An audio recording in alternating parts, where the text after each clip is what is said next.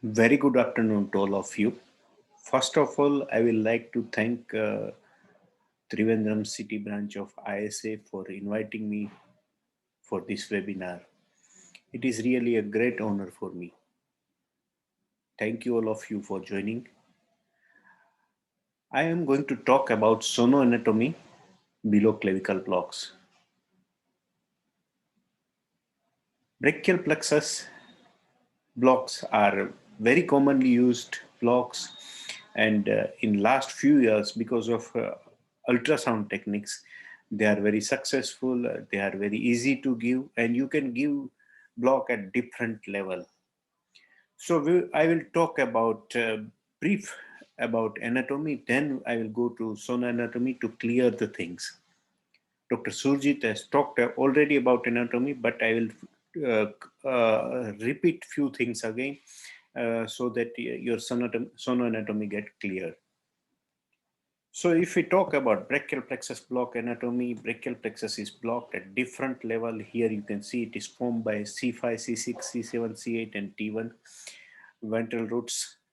And then they form trunks, then they divide into divisions. Again they form cord and they give branches like axillary nerve, musculocutaneous, radial, median and ulnar nerves.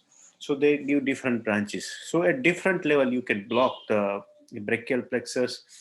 If you give at the level of trunks, it is interscalene block. If you go at division level, it is supraclavicular block, that is above clavicle. And as you go below clavicle, you will find cords, and if you give block there, you can either medially you can give cosrtoclavicular block, or if you go laterally, then it becomes your lateral approach or pericoracoid approach of infraclavicular block. And if you go at the terminal branches level, it becomes your axillary block and axillary. Even you can give separate nerve blocks at the level of mid forearm, or at the level of elbow, or at the level of mid forearm. So you can give block at different level, and you can have analgesia as well as anesthesia according to the type of surgery. So if we talk about infraclavicular block, infraclavicular fossa is divided into two parts. One is medial infraclavicular fossa, and lateral is the lateral infraclavicular fossa. This is pec major muscle. If I remove it, you can see the structure behind the pectoralis major muscle. So medial infraclavicular, it extends from the lateral border of the first strip cranially. This is the first strip. So lateral border of first strip cranially to the superior border of the pectoralis minor muscle inferior. This is pec minor muscle. So this is the practically medial infraclavicular fossa. Here all three cords, posterior, lateral and medial, all three cords lies lateral to the artery. They lie a bit superficial. So it is very easy to block all three cord with single injection, with lesser volume of the drug, and with very good result. Even you can place a catheter there.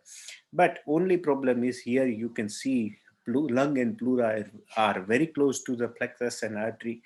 So there are chances of pneumothorax if you advance the needle without looking it into the ultrasound scan. So you have to visualize the needle tip all the times while giving this block. If you go laterally, lateral infraclavicular fossa, it lies deep to the pectoral muscle and in relation to the second part of the axillary artery. So this is pec minor muscle. If I remove it, area posterior to it, where lateral cord lies lateral to the axillary artery, posterior cord lies posterior to the axillary artery, and medial cord lies medial to the axillary artery. That is the area which is called lateral infraclavicular fossa. Here again you can give intraclavicular block, but you have to give multiple injection for each cord separately, or else you can give higher volume of drug to block all the cords. So and this is the area where cords lie little deeper as compared to medial infraclavicular fossa. But advantage is here you are away from the pleura, so chances of pneumothorax are less as compared to the medial infraclavicular block. So this is about two type of infraclavicular block. If we look at the Sonar Anatomy, and this is the diagram from book of Dr. Manoj Karmakar. Basically, he's from India, but right now he's professor in Hong Kong. He has described basically cosrtoclavicular approach. He has described in 5 steps. You have to start scanning from clavicle, then you have to go laterally and caudally. You can move the probe and tilt the probe and look at the various structures, you have to recognize the various anatomical structure, and then you have to go at the block at the level 5. We will see step by step how to do it. So initially, first step is to put the probe on the clavicle. You have to ask the patient to adduct the arm. If patient is not comfortable, then you can give in the neutral position also.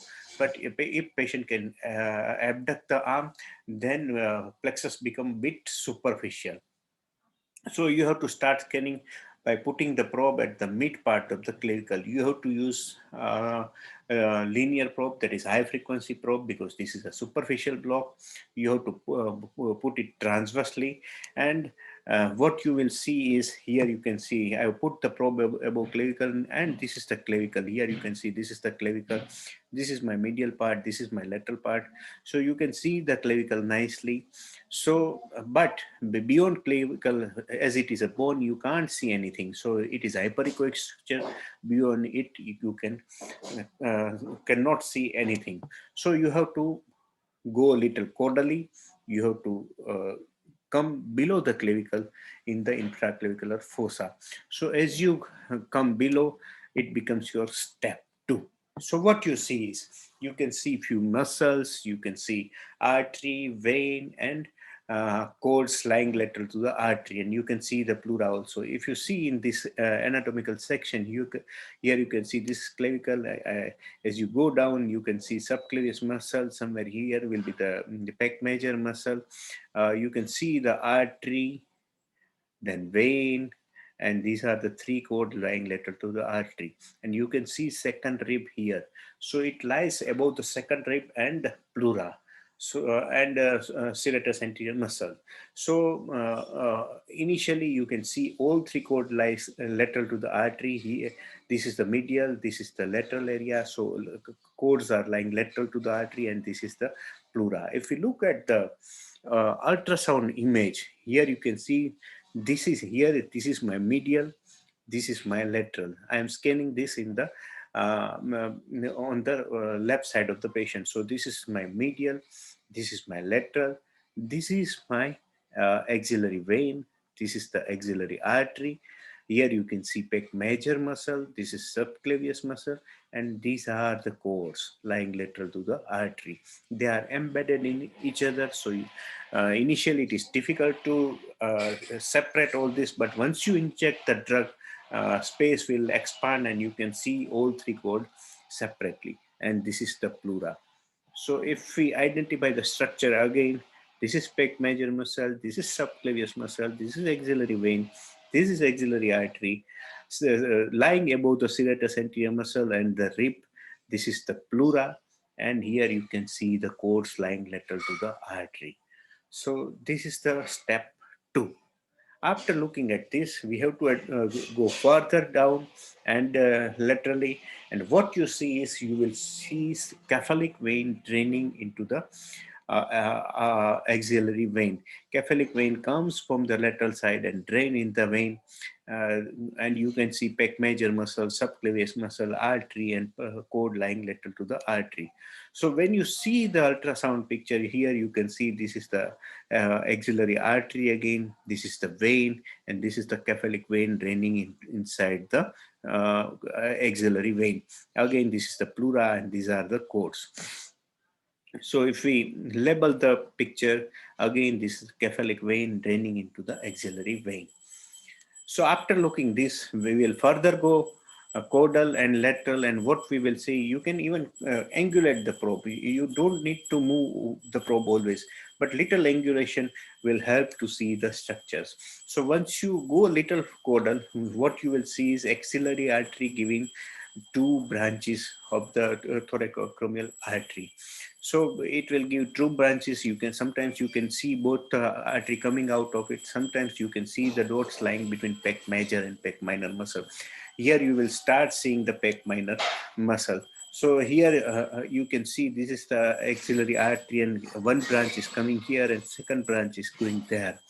So this is how you can identify it. You can put a color and confirm it. You can see this is pec major muscle and pec minor muscle is also seen. Plexus will be lying somewhere here. Pleura you can see lying close to the artery and plexus. So if you advance the needle tip without looking into ultrasound scan, there are all chances that you will puncture the pleura, and if it is open to air, you will create a pneumothorax. Last step, after looking to the artery, just go little caudal and lateral, and you can see all three cords. Here you can see all three cords lying like a triangle shape or a wedge shape, lying lateral to the artery, and this is the place where you will insert the needle. You will come from lateral to medial. Your needle will come like this. Here you can see a needle is coming like I will show. Your needle will come like this, and you will see that you can easily block all the three. Here you can see the depth is two to 3 centimeter, and you can see the entire needle shaft. Pleura is lying posterior to it. You have to just pierce the fascia, and once you start injecting the drug, you have to do hydrodissection. Lateral cord is the superficial most. Here somewhere will be the medial cord, and this is the posterior cord. So once you inject the drug, your area will expand and you can see all three cords separately. Here you can see this pec major muscle, pec minor muscle, artery, and all three cord lying lateral to the artery. So this is how you have to scan for the cosrtoclavicular approach and give the drug. So this is the video where you can see this is the rib. Then I have gone down and you can see the axillary artery and vein, plexus lying lateral to the artery. As I go down, you can see the cephalic vein draining into the artery. Here you can nicely see the vein draining into the artery. As I further go down, these are the pec major muscle and subclavius muscle. I'm going further down. Here you can see this is the thoracoacromial artery, and here somewhere is the second branch of the thoracoacromial artery. You can see two branches of the thoracoacromial artery coming out of the axillary artery. So this is how you can identify the structures. Then after identifying the structures, you go further little below, and laterally you will find the plexus lying lateral to the artery. Here you can see the plexus, and you can see lateral cord, medial cord, and posterior cord, and this is where you will inject the drug. So this is a very easy block. You can give it easily in all patient. It is just like a supraclavicular block below clavicle. You can put a catheter then, and you can give infusion also. There are less chances of pneumothorax as compared to supraclavicular approach. You can put a catheter, you can give just 20 ml of LA there, and you can have a good block. You can do it for arm surgery, forearm surgery, elbow surgery, all. So this is very easy and very effective block. There are studies coming about it. There are less chances of phrenic nerve palsy, which is possible with supraclavicular approach, and it is becoming more and more popular. Second approach is pericoracoid approach.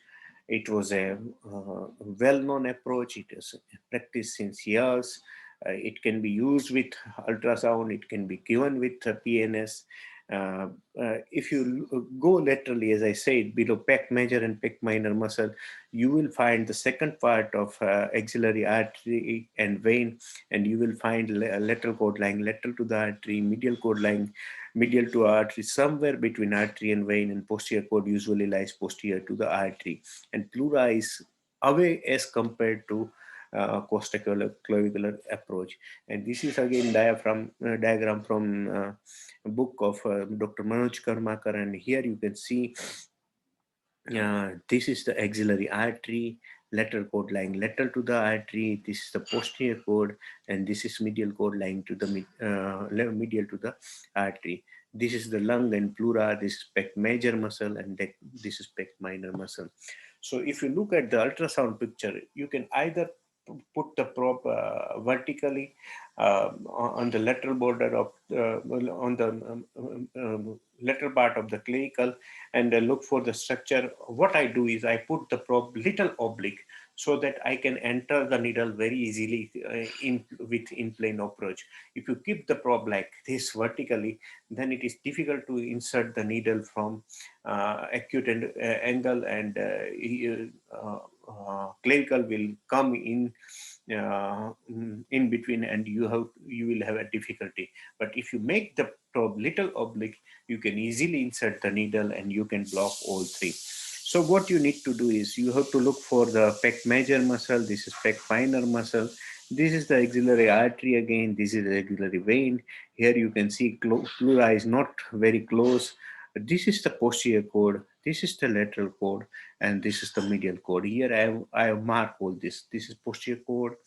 This is medial cord, and this is the sorry, this is the lateral cord, and this is the medial cord. This is pec major muscle. This is pec minor muscle, and you can you have this is bit deeper. So when you come in plane, you have to go a bit deeper. So needle angle will be acute. So sometimes it is difficult to visualize the needle tip.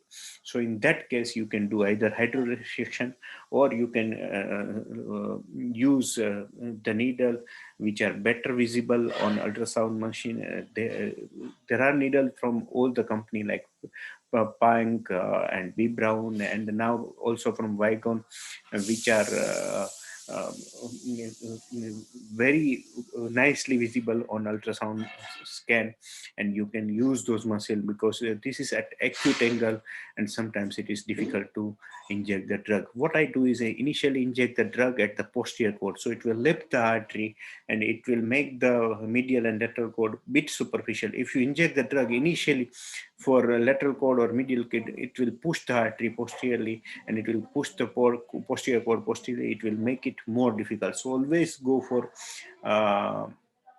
posterior cord first, then block the lateral cord. So your needle will come like this. Then you block the lateral cord, and then redirect the needle toward the medial cord. 7-8 ml of, or maximum 10 ml of LA is enough to block all this cord. So this is how you do the scanning. You can see here that this is the pec major muscle, pec minor muscle. This is the vein. This is the artery. Initially cord lying lateral to the artery. As I go laterally, you can see they are taking anatomical position. This is medial cord, this is posterior cord, and this is the lateral cord. So this is the different approach where there are less chances of pneumothorax. Here you can see pleura is lying quite away from the plexus. There are chances if you don't see visualize the needle properly.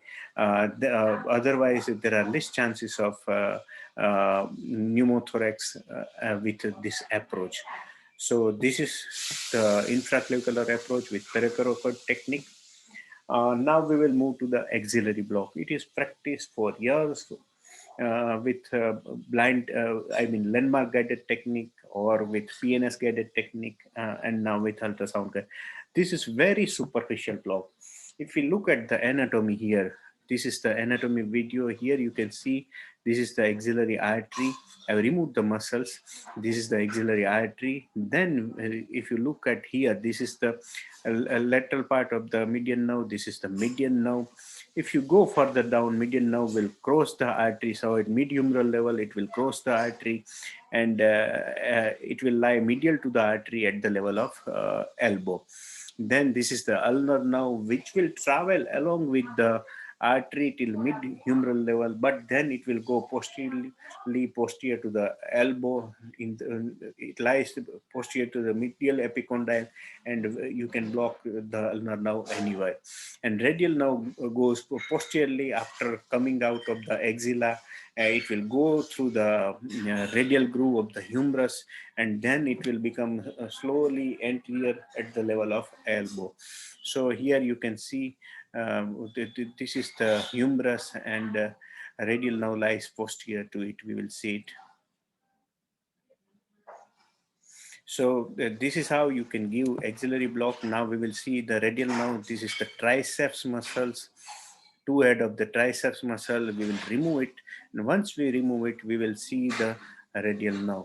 So this is the radial nerve. I'm hiding, removing the triceps muscle, and you can see the radial nerve coming in the radial groove. Then initially it goes posteriorly from axilla, then it becomes anterior at the level of elbow. So this is the gross anatomy from axilla to the arm. So if you look at in the axilla, there is axillary artery. There are multiple axillary veins lying around the artery. Sometimes you will see 3, 4, 5 veins. So you apply some pressure. This is very superficial because in axilla there is just fat, and below the fat and subcutaneous tissue you will find the brachial plexus and axillary vessels. So it is very superficial. So even if you apply some pressure, veins will collapse and you can see the artery. So you have to keep the pressure minimum. Uh, uh, if you look at the radial nerve, it lies on the conjoint tendon of latissimus dorsi and teres major, posterior to the artery. Ulnar nerve is usually between 2 to 4 o'clock position, medial to the artery.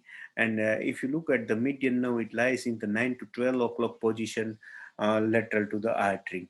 Musculocutaneous nerve, which again needs to block for forearm surgery, it lies either in the substance of coracobrachialis or it lies between the biceps, in the fascia between biceps and coracobrachialis.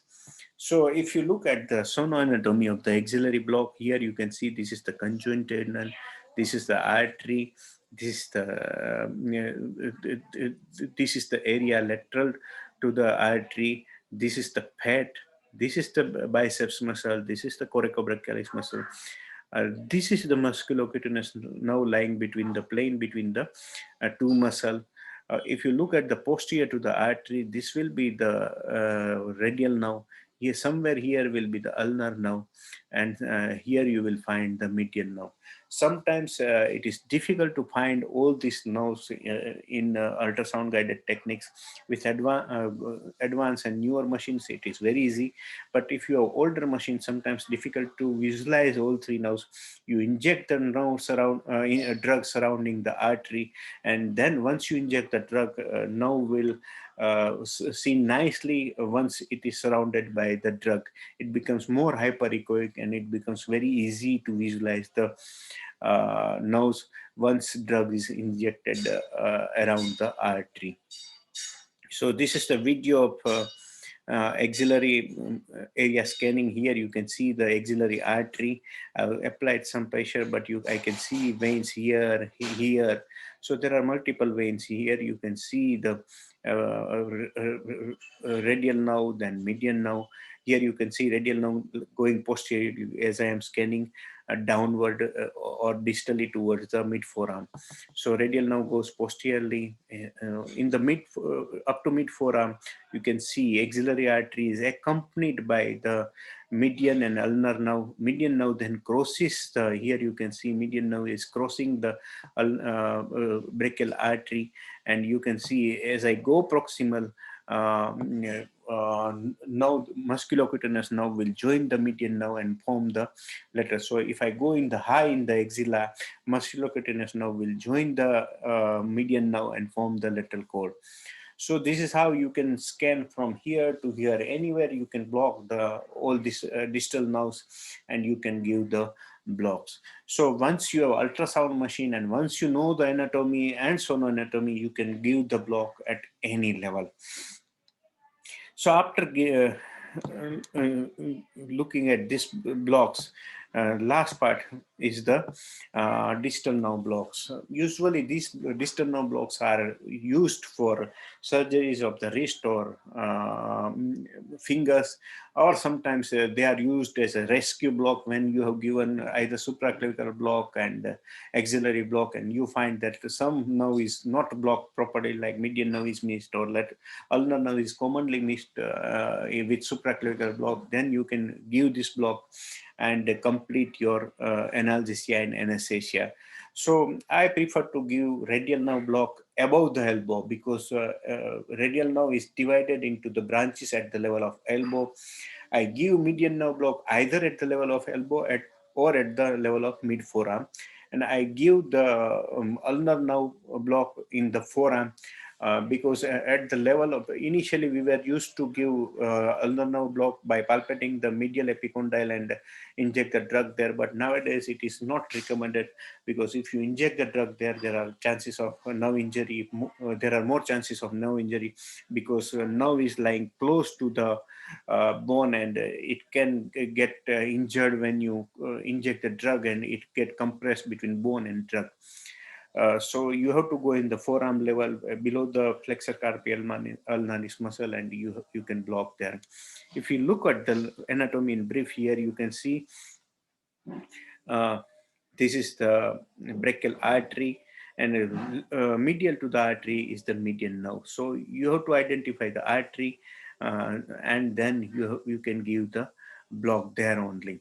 If you don't want to give there, and if you want to go further downward or distally, then you can see this is the flexor digitorum superficialis muscle, and if I remove the muscle, you will find that median nerve above lying on the flexor digitorum profundus muscle. For ulnar nerve, you have to look for the ulnar artery. You can start scanning from wrist, then go further proximally at the level of distal 3/4 and proximal 1/4.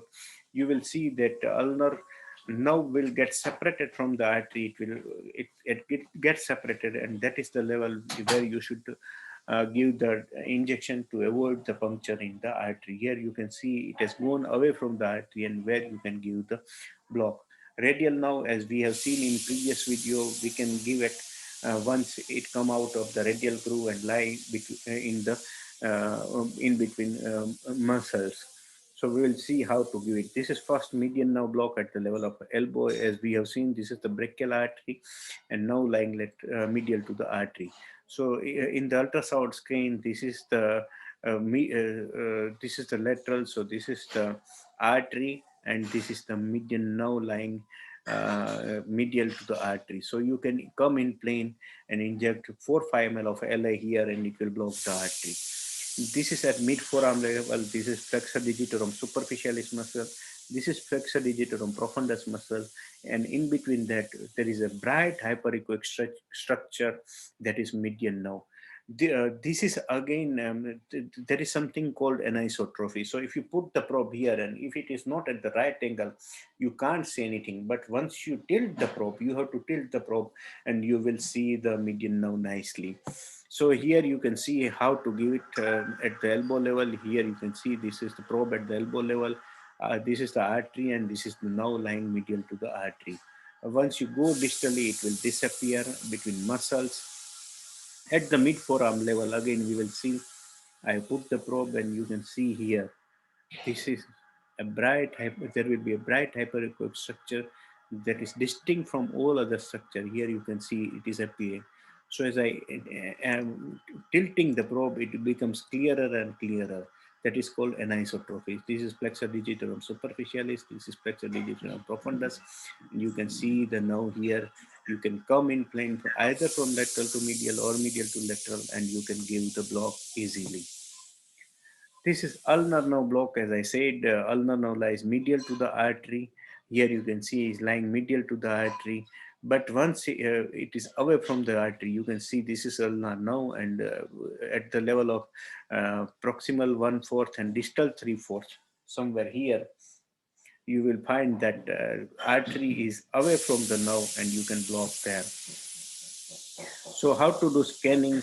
You have to look for the ulnar artery. This is the ulnar artery, and medial to the artery will be the ulnar nerve. Here you can see the ulnar nerve. Ulnar nerve lying medial to the, it is a bright hyperechoic structure. As you go distally in the forearm, nerves become brighter and hyperechoic, because there is more connective tissue as you go distally. At the level of interscalene, it is hypoechoic, but once you go distally, it becomes hyperechoic. Here you can see now has gone away from the artery. This is the nerve and this is the artery at the upper level of forearm, and you can give the 3-4 ml of LA here. This is flexor carpi ulnaris muscle and this is flexor digitorum profundus muscle. So this is how you can give ulnar nerve block. For radial nerve, you have to go above the uh, elbow level. Here you can see this is the radial now. This is the humerus. It has come out of the radial groove, and here you can see this is the radial now. This is the humerus. This is brachialis muscle, and this is brachioradialis muscle. So here it is brachioradialis muscle, and this is the brachialis muscle, and now we'll lie there, and you have to come in plane and inject 3-4 ml of. If you come at the level of elbow, then it gets divided into anterior and posterior branches. So at the level of elbow, if you scan for the radial now, it looks like two dots, hypoechoic drop. They look like snake. They give a snake eye appearance. So there are two divisions. So it is better to block just 5-6 centimeter above the elbow, and you can block both the roots. So here again you can see this is the elbow. I put the probe lateral and posteriorly to the humerus. On the arm here you can see the humerus. This is the now it has come out of the radial groove. If you scan it further proximally, then it will disappear in the groove. But here you can, I am coming distally, and you can see it will divide into two branches slowly at the near just above the elbow. So this is how you can give the radial nerve block. So this is all about Sonar Anatomy of the block below clavicle. I hope it will help you to understand the anatomy and Sonar Anatomy, and you can. I wish you can give the block in a better way in future. Thank you. Thank you very much.